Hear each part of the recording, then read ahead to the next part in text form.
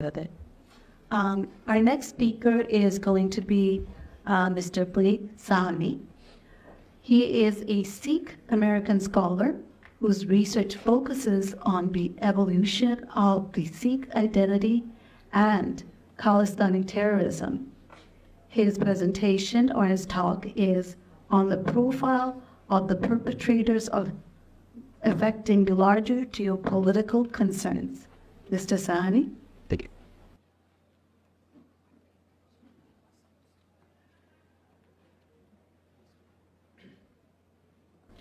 Namaste, Jai Mama. So, we are here because, there is a surge of attacks on Hindu temples across North America. And my case here is that, this is not just, something that should concern like 1% of Hindus in America. It affects and it should be of concern to 100% of Americans, because this is a very serious national security threat. And, it is coming from the abuse of the asylum laws. And again, like my background is actually in computer science, and I may take you to a thing that, it's kind of there. But I hope I can help because I argue for the first principles. And I provide you evidence of... Hello? Is it better now? Okay, sorry. So let's take an example, just the presentation before me, she was going to 2023. But there was an attack pretty close to where I live in New York City on Queens. It was the day after the Indian Independence Day on Tulsi Market. And the guys were actually caught on CCTV camera. And the congressperson of that locality, her name is Jennifer Rajkumar. And, she said, we are going to take these people, we're going to file, hate crime. Now, this is actually very interesting, and it's actually very, very important.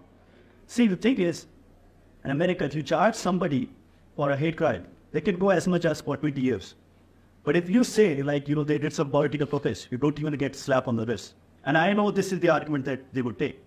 So I presented to Jennifer Rajkumar all the evidence that I had. So, to give you a perspective how dangerous these Khalistanis are.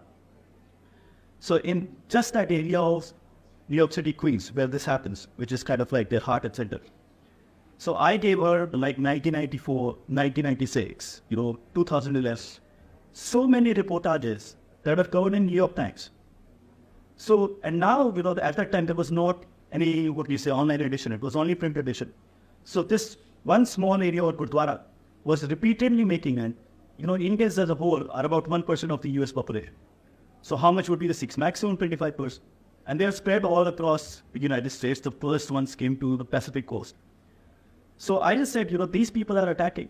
And if you see all the victims, and these are just when somebody has died of violence. There are so many where the police could not, find out what happened. There was somebody who died, somebody who got burned, something got fired. And I just said, so first what they're going to make is, if you take this thing, they're going to say you're attacking the Sikhs. So I'm like, here is all the evidence, that the Sikhs are the biggest victims of these thugs. And the second case they are going to make is, we did some political protest. And I said, you don't, why it is so important? And again, when I talk about national security, so when we talk about national security and terrorism, the very first thing that will come to the mind of people is 9/11, right? And that was the greatest act of aviation terror in the world, and it still is. If you go before that, what was the greatest act of aviation terror?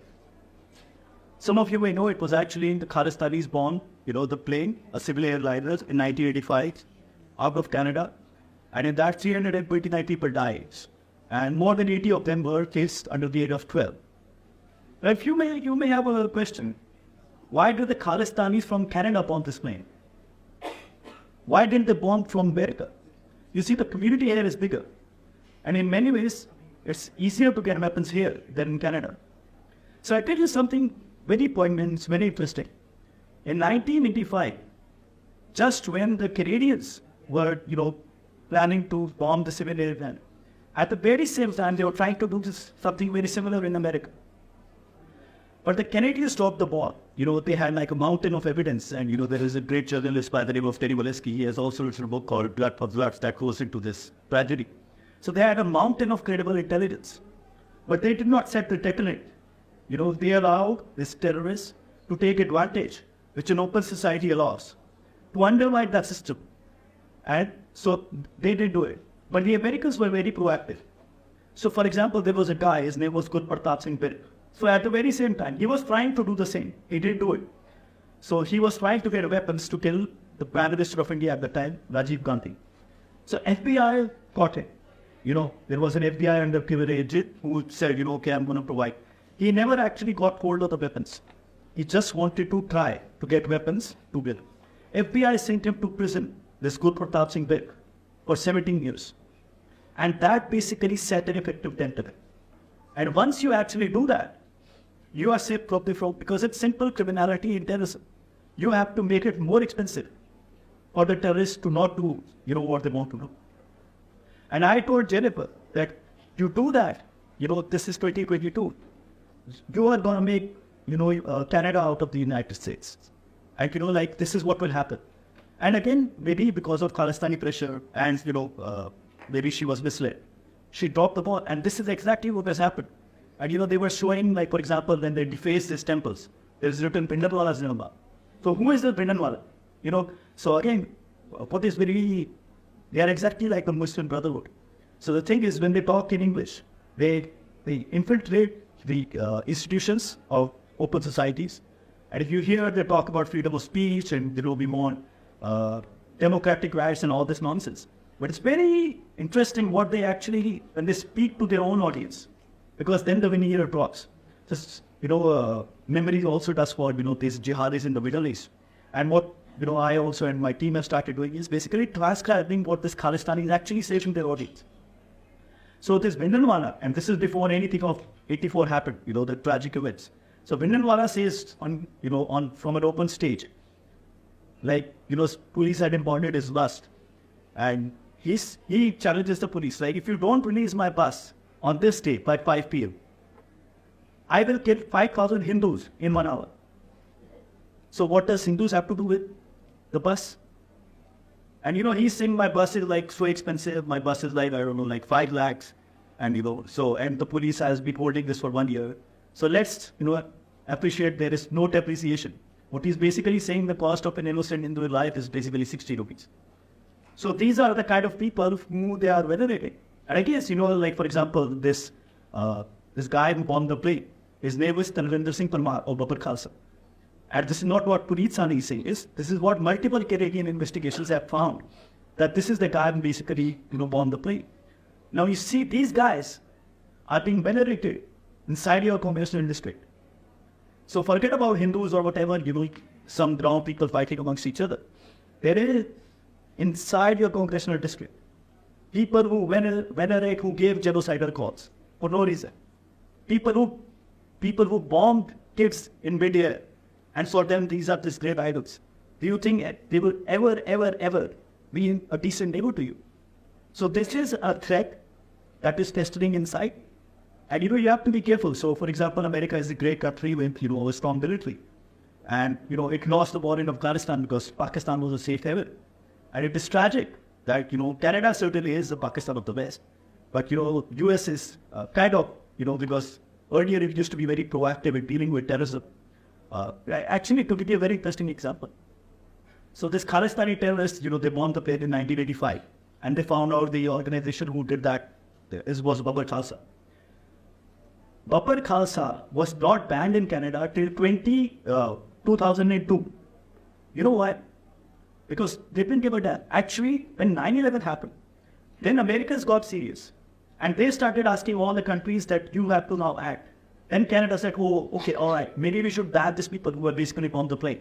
And they were not just allowed to operate. Till 2002, they were a charity. So you could donate your tax-free dollars there. Now, other is like the asylum law. So, for example, I give you an example, how these are being exploited and why these mandirs are attacked and why these Indian consulates are attacked. Because this is a very easy way to get asylum. So, in last year, I basically did an expose in March 2023. There is a Khalistani in India, and he's posting, again. So, in English, he talks about democratic rights and all. In Punjabi, when he's talking to this audience, he's like, yeah, I charge money and there is a fixed price, and you give me the money and I will give you the letter that you are suffering from persecution and you will get asylum. And the person was like, why are you charging money? He's like, how do I run my own office? I have like a party to run, so this is just like a way of source of income to me. And then thankfully, the Daily Mail in the UK, 3 months after that, they did an expose of, the same thing.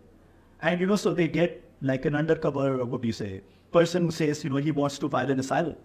And there is also one Sri Lankan, but most of them are Pakistani. And the lawyer is caught on camera. And he says, I don't care who you are. Doesn't matter if you sympathize with Khalistan or not. You just say you are Khalistani. And you will say, you are being tortured and you are being persecuted and, you were sexually tortured and now you cannot be married and you have like suicidal thoughts and we'll get you the asylum.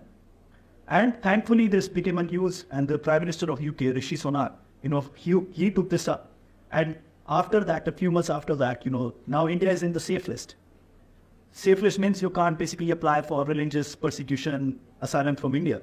And if you see that, once they did it, the cases, this attacks on temples and, attack on consulates have dropped. Because, like it's a crime, it's an industry. So you see like what are the incentives and what are the costs. So now there's maybe some cost, but the incentives to do this kind of things have kind of dropped. But in US, it's not. So, I just, I recommend you to follow my Twitter account. A lot of people think, and I'm sorry if I'm not. On February 28th, they are just like how they valorize mass murderers. So there was a guy who was one of the most dreaded terrorists responsible for thousands of deaths. His name was Gurbachan Singh Manochar. And they said, this great religious warrior had died, and, we would commemorate him. And I basically just took out. He died in 1993. I gave reportage. It's not opinion. It's reportage. So few months before he died, the India Today did a reportage, and it is sexual terrorism in Punjab. How these Khalistanis would basically abduct women, and they would abduct Sikh women and rape them. So how this Manochar and their name in, this village, this person, they go there and they barge into a Sikh family and they abduct it. And so that is what. And I also showed like footage when he died, his village, and that's 100% Sikh. They are celebrating as if it's Diwali. So this mass murderer, when he dies, his village is celebrated Diwali, and he would abduct and rape women. They are saying this is the Sikh Research Institute. They publish he's a great martyr. And based on that, they are changing. So I think I took too much time. Thank you very much.